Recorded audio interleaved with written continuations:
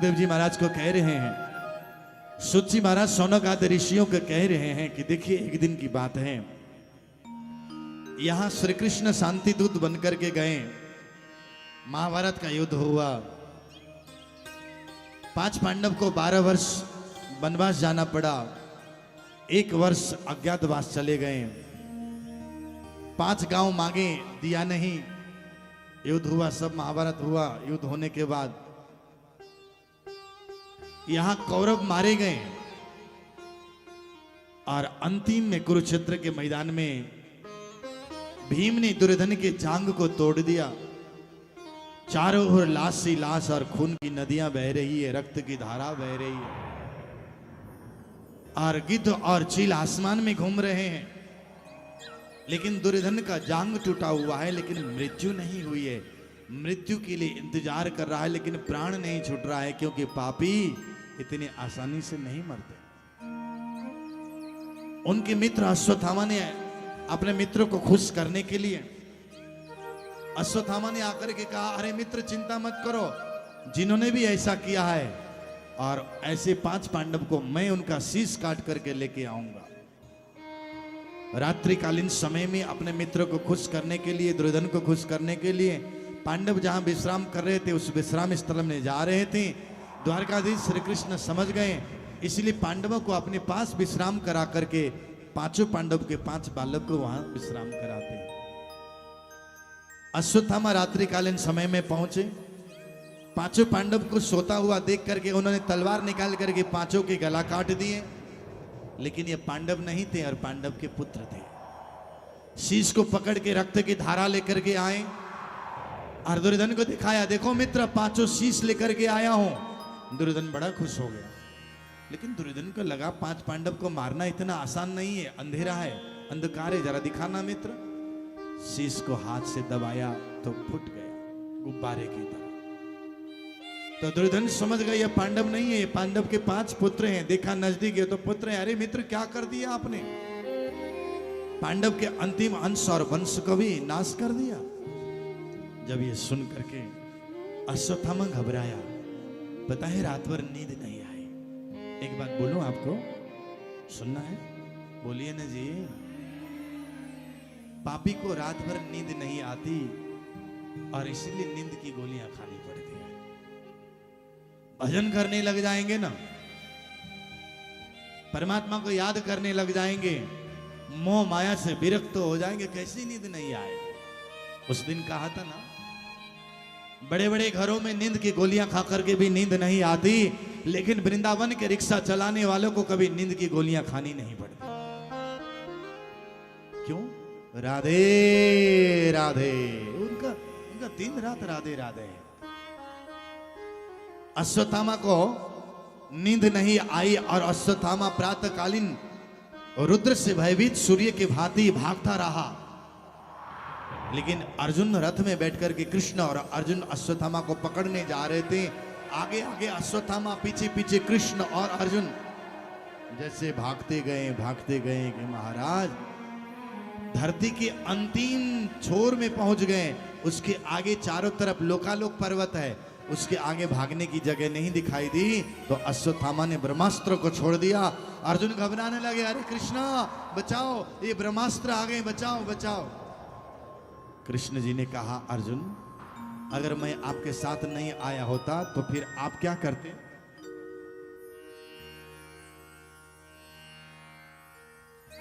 फिर आप क्या करते? तो उस समय में उन्होंने कहा, प्रभु मुझे माफ कर दीजिए, लेकिन आप बचाइए, कुछ उपाय करिए।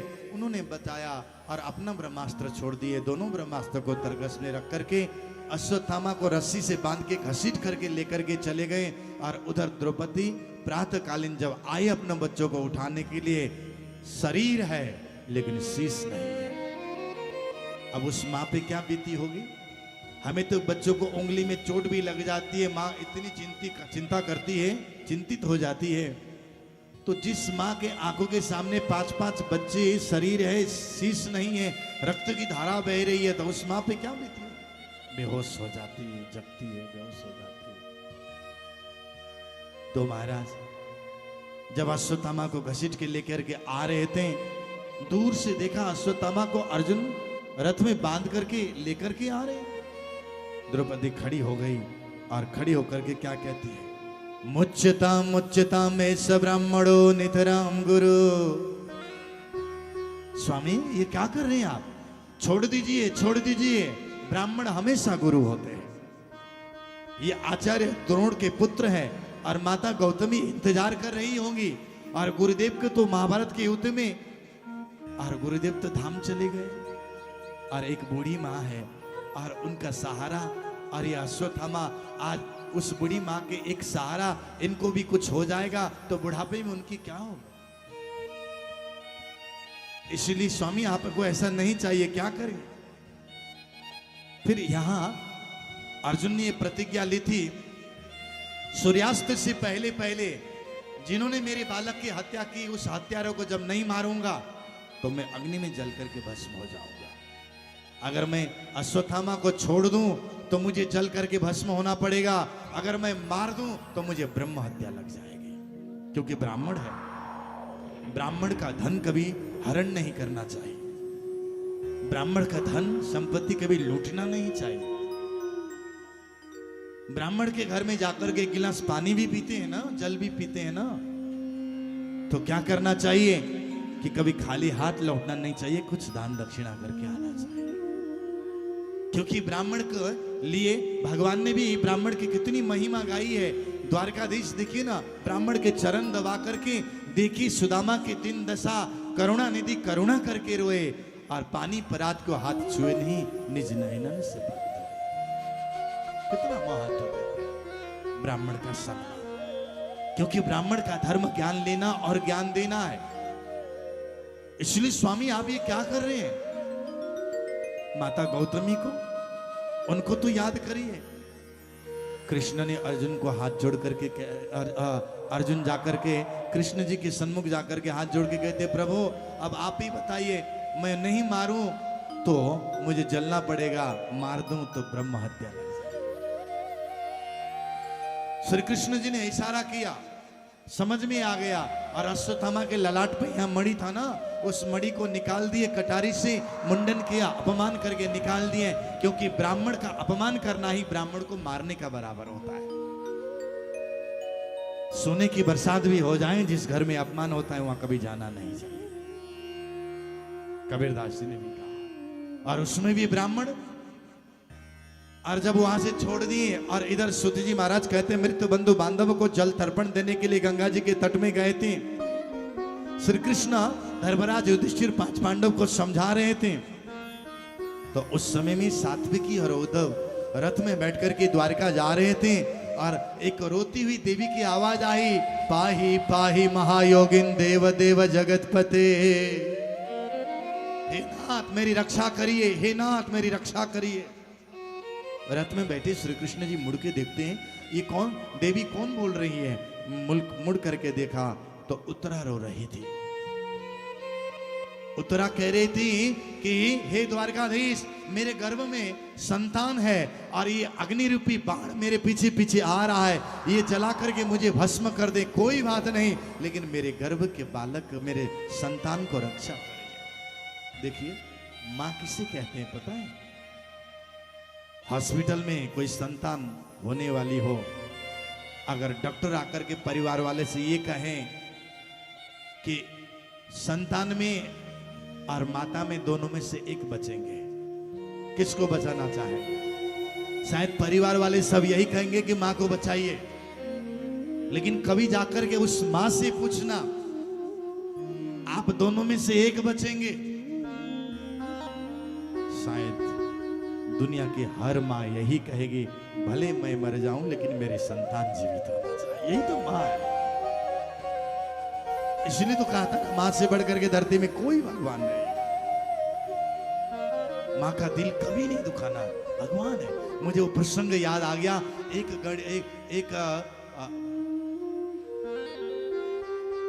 व्यक्ति अपने माँ से बहुत प्रेम करता था, लेकिन किसी गणिका के प्रेम में फंस गया। गणिका मतलब वेश्या। एक वेश्या एक गणिका के प्रेम में फंस गया हो, और इतना प्रेम हो गया, गणिका ने कहा तुम्हारे घर में माँ है ना, और माँ को जब तक माँ है तब तक मैं तुम्हारे घर में नहीं जाऊंगी।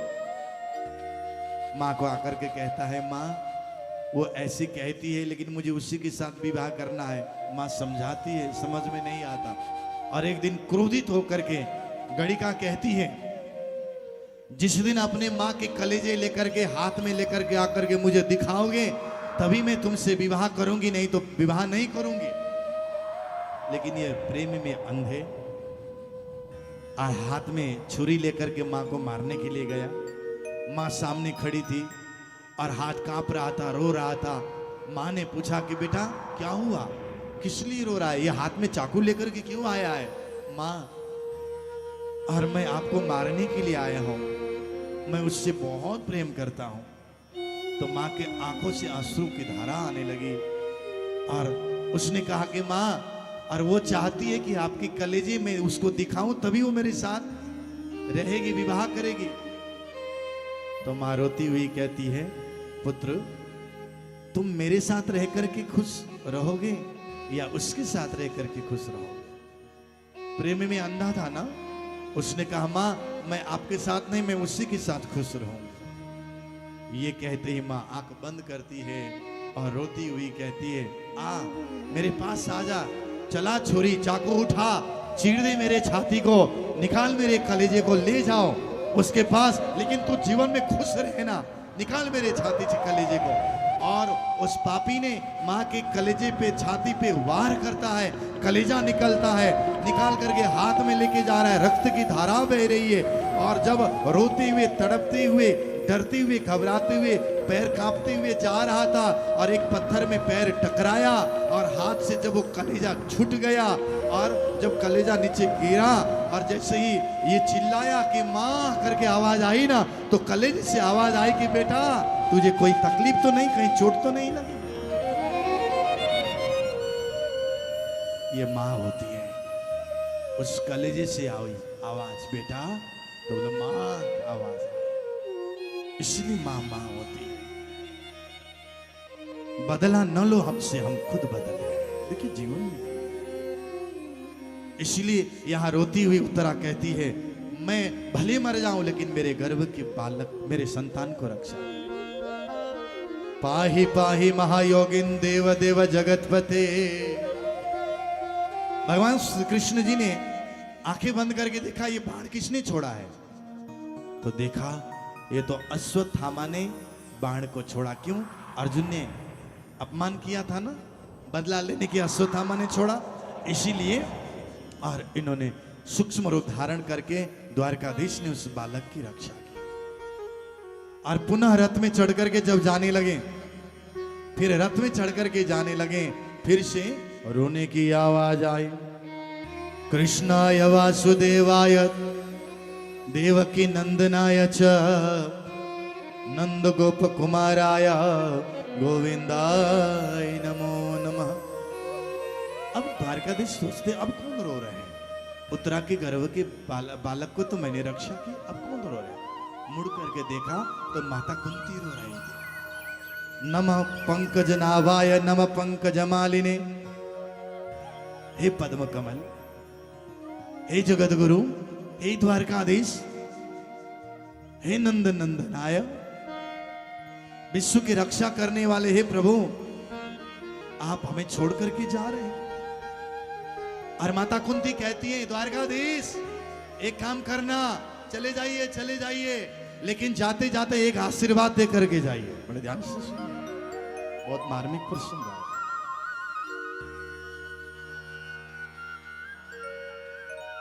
जाते जाते आशीर्वाद देना। बुआ आपको क्या आशीर्वाद चाहिए?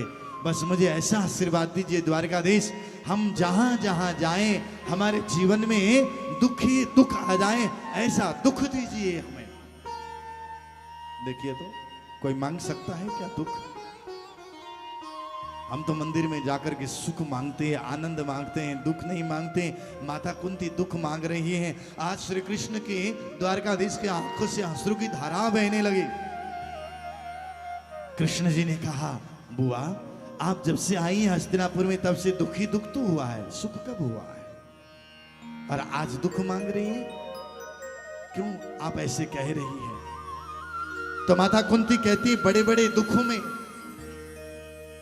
और बड़े बड़े कष्ट में आपने हमें बचाया, लाक्षागृह में आपने बचाया, जंगलों में आपने बचाया, राक्षसों से आपने बचाया, कांटों से आपने बचाया, भूख से आपने बचाया, वर्षा से आपने बचाई, और आज सुख आया हस्तिनापुर में तो आप छोड़ के द्वारका जा रहे हैं। ऐसे सुख को क्या करना जिस सुख में आप हमें छोड़ करके जाते हैं। हमें तो ऐसा दुख दीजिए जिस दुख में आप हमारे पास हो। महामती स्वामी श्री प्राणनाथ जी महाराज ने वाणी में कहा है, दुख रे प्यारो मेरे प्राण को सो मैं ले रे बुलाए। स्वामी जी कहते हैं मुझे दुख अच्छा लगता है, मेरे प्राण को दुख अच्छा लगता है। और आगे कहते हैं, जिन सुख मेरे पियो न मिले सो सुख देव रे जलाए, और जिन दुख मेरे पियो मिले सो दुख ले ओ रे बुलाए। स्वामी जी ने कहा, जिन सुख में मेरे परमात्मा मुझे नहीं मिलते ऐसे सुख को आग लगा देता हूं, और जिन दुख में मेरे परमात्मा मिलते हैं उस दुख को मैं स्वागत करता हूं। आज हम भी ऐसे ही हुए हैं, सुख में परमात्मा को याद नहीं करते, तकलीफ आती है तो भगवान जी को दोष देते हैं। स्वामी जी ने वाणी में कहा, अपने किए न देखे अंधे दोष देवे रो रो कर्म। अपने किए हुए नहीं देखते किरंतन वाणी में। इसलिए यह माता कुंती कहती है, मुझे दुख दीजिए। दुख में हम परमात्मा को याद करते हैं, है ना। देखिए ना, अबे चोट लग जाए तो सबसे पहले आवाज क्या निकलेगी? माँ, पापा, ये आवाज निकलेगी ना। और ज्यादा समस्या हो जाएगी तो उनको याद करते कि नहीं करते। इसका मतलब ये नहीं कि माता कुंती ने दुख मांगा, उन्होंने तो हम भी दुख मांगे नहीं, क्योंकि माता कुंती की तरह सहन करने की शक्ति हमारे अंदर में नहीं है। लेकिन क्या करना है, झोली फैलाइए उनको, उनके सामने, और कहिए, मैंने झोली फैला दी कन्हैया, अब खजाना तो प्यार का लुटा दे। मैंने झोली फैला दी, झोली फैला दीजिए। किसी की झोली में दुख आता है तो किसी की झोली में सुख आता है, तो सुख भी उनका प्रसाद है, दुख भी उनका प्रसाद समझ लीजिए।